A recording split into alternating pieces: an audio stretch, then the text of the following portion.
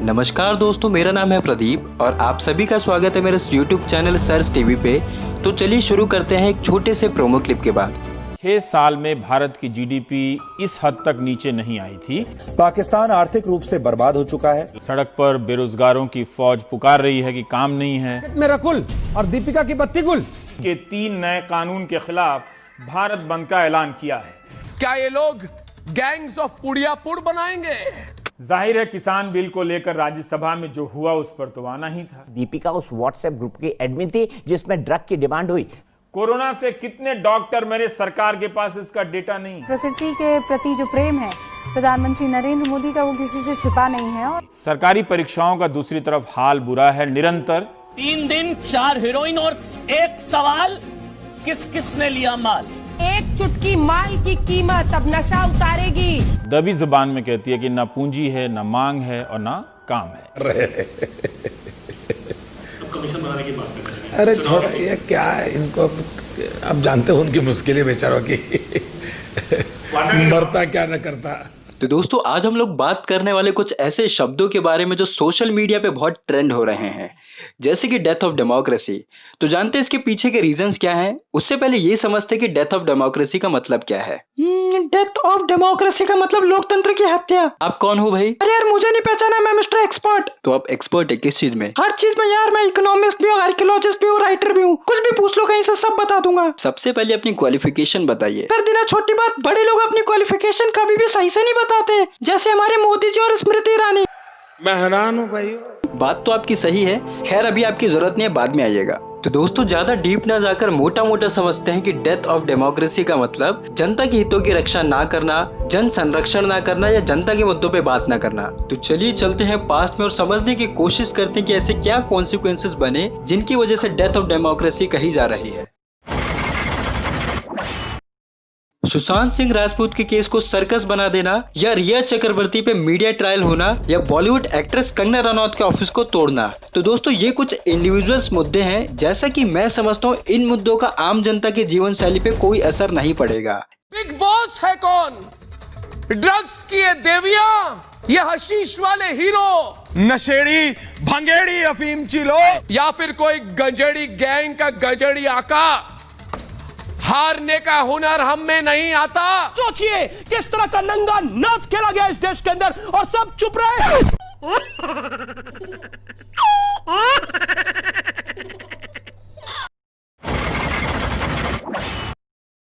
लेकिन जो main reason है जिसकी वजह से डेथ ऑफ डेमोक्रेसी कही जा रही है, वो ये हो सकते हैं, जैसे कि 1 साल से जम्मू एंड कश्मीर में इंटरनेट का ना होना, या फिर संसद सत्र में प्रश्नकाल का ना होना।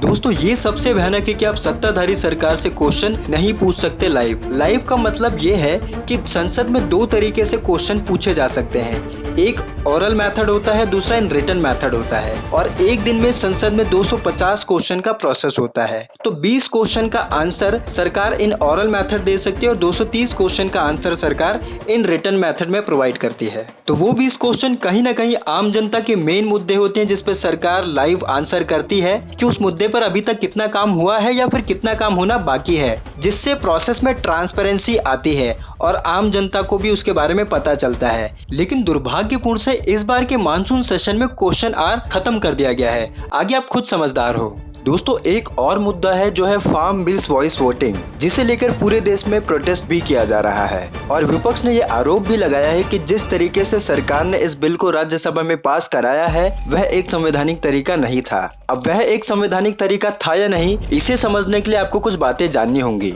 एक्चुअली संसद में कई तरीके से वोटिंग कराई जाती है, लेकिन मेजरली मैं अभी आपको 2 तरीके बताऊंगा। पहला वॉइस वोटिंग, जिसके थ्रू ये बिल पास कराया गया है। दूसरा डिवीजन वोटिंग, जिसमें प्रॉपर मेंबर्स बटन दबाकर अपनी सहमति और असहमति को दर्ज कराते हैं, जो संसद के स्क्रीन पर भी नजर आता है, और मेजोरिटी के अकॉर्डिंग बिल पास कराया जाता है। इसके अंतर्गत यह नियम भी है कि अगर कोई भी मेंबर वॉइस वोटिंग से संतुष्ट नहीं है और वो डिवीजन वोटिंग की डिमांड करता है, तो उप सभापति को उसकी बातें मान्य करनी होगी और डिवीजन वोटिंग करानी पड़ेगी।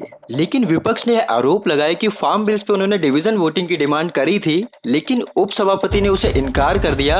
और इसके पीछे जो रीजन दिया वो बहुत बचकाना था कि मेंबर्स अपने सीट पे नहीं थे।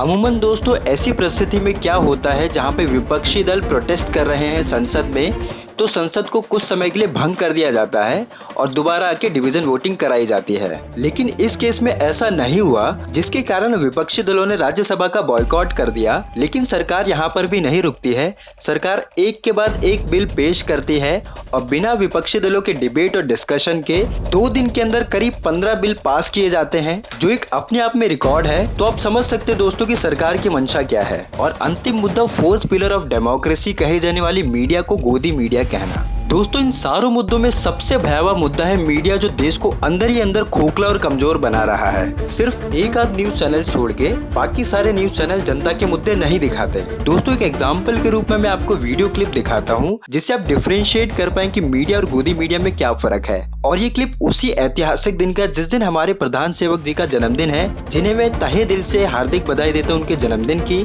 लेकिन उस दिन एक और ऐतिहासिक घटना हुई कि पूरे देश में अनएम्प्लॉयमेंट डे मनाया गया बेरोजगारों द्वारा, जिसे मेन स्ट्रीम गोदी मीडिया ने इग्नोर कर दिया और इस खबर को नहीं दिखाई। हालांकि ये सबसे बड़ी खबर होनी चाहिए थी न्यूज चैनल्स पे कि पूरे देश में युवाओं ने अनएम्प्लॉयमेंट डे मनाया है। आज देश के प्रधानमंत्री नरेंद्र मोदी का जन्मदिन है, 70वां जन्मदिन है, इसलिए आज उनका दिन है। पहले शायद ऐसा कभी नहीं हुआ होगा कि भारत के किसी प्रधानमंत्री का जन्मदिन किसी इतनी बड़ी अंतर्राष्ट्रीय इंटरनेशनल इवेंट की तरह मनाया गया हो। प्रधानमंत्री को जन्मदिन की बधाइयां।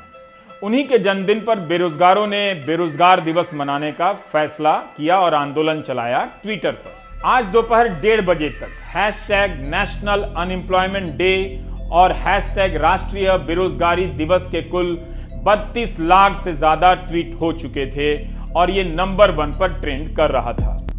प्रधानमंत्री नरेंद्र मोदी को ट्विटर, फेसबुक, नमो ऐप और उनकी वेबसाइट जैसे प्लेटफॉर्म्स को मिलाकर पूरी दुनिया से 50 लाख से ज्यादा बधाई संदेश आज मिले हैं।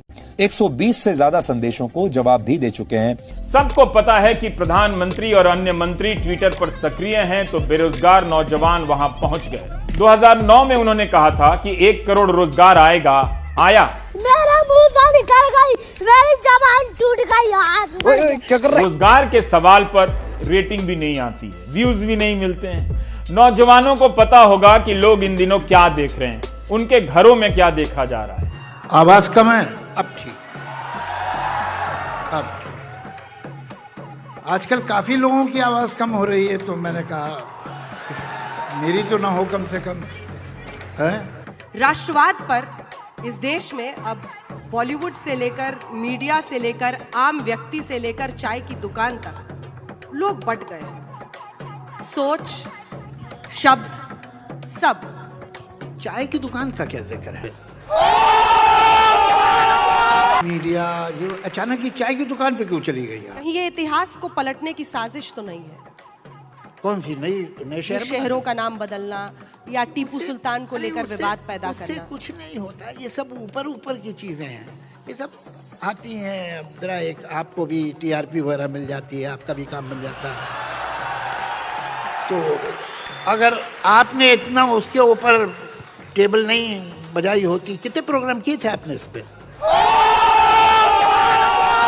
दोस्तों, कहीं ना कहीं मीडिया आज के समय में एक बहुत बड़ा माध्यम है जनता और सरकार के बीच, जो जनता के मुद्दों को सही मायने में सरकार तक पहुंचा सकती है और सरकार से फेस टू फेस क्वेश्चन भी पूछ सकती है। मगर फेस टू फेस क्वेश्चन पूछना तो दूर, चैनल्स इन मुद्दों को दिखाना भी नहीं चाहती, जो कि बहुत क्लियर कट है कि देश में मुद्दे क्या चल रहे हैं। जैसे कि इस महामारी के दौरान इकोनॉमी को कैसे रिवाइव करना है, अनएम्प्लॉयमेंट को कैसे घटाना है, education and health care system को कैसे और मजबूत बनाना है। और इन्हीं मुद्दों पर चैनल्स पे डिबेट और डिस्कशन होना चाहिए, जिससे कि पब्लिक में अवेयरनेस बढ़े और सरकार पर प्रेशर बने। लेकिन मीडिया के साइड से इन सारों मुद्दों को कचरे के डब्बे में डाल दिया गया और हमें जो दिखाया जा रहा है डिस्ट्रैक्शन के तौर पे सुशांत सिंह राजपूत और रिया चक्रवर्ती या फिर बॉलीवुड का ड्रग कनेक्शन। पिछले 100 दिनों से यही ड्रामा चल रहा है गोदी मीडिया के चैनल्स पे, जिससे आम जनता का कुछ लेना देना नहीं है। But I really accepted we want the justice for Sushant Singh Rajput, but not at the cost of country. दोस्तों इसका एक ही ओपिनियन और सोल्यूशन है। जैसे कि हम लोगों ने चाइना के प्रोडक्ट का बॉयकॉट किया हुआ है, उसी तरीके से हमें गोदी मीडिया के चैनल्स का भी बॉयकॉट करना पड़ेगा। तभी इन लोगों को करारा जवाब मिलेगा और इन लोगों को पता चलेगा कि जनता को क्या पसंद है और क्या नापसंद है। क्या आपको पता है दोस्तों कि हम लोग अपना कीमती समय देकर इनके न्यूज चैनल्स को देखते हैं, जिससे इन लोगों को टीआरपी मिलती है और ये लोग पैसा कमाते हैं और उसी पैसे से ये लोग हमारे पैरों पे कुल्हाड़ी मारते हैं। तो हम लोगों को एक मुहिम चलानी पड़ेगी, बॉयकॉट गोदी मीडिया चैनल्स, अगर हमें देश में कुछ बदलाव चाहिए तो। कुछ भी कर लो सर, लेकिन आएंगे तो मोदी जी बिहार में। अच्छा एक्सपर्ट जी मुझे एक बात बताएं, क्या आप अंधभक्त हैं? नहीं जी मैं मोदी भक्त हूँ। नहीं वो तो हम भी हैं, लेकिन क्या प्रधानमंत्री मोदी जी पीएम की सीट छोड़ के बिहार में सीएम तो बनेंगे नहीं, लेकिन जनता के मुद्दों की बात होनी चाहिए। और दोस्तों मैं आपको बताना चाहूंगा, अगले एपिसोड में हम बिहार इलेक्शन की बात करेंगे कि बिहार सरकार ने क्या प्रोमिसेस किए थे और उनमें क्या काम हुआ है। तो मिलते हैं नेक्स्ट एपिसोड में, तब तक के लिए अपना ख्याल रखें। नमस्कार। सब चंगासी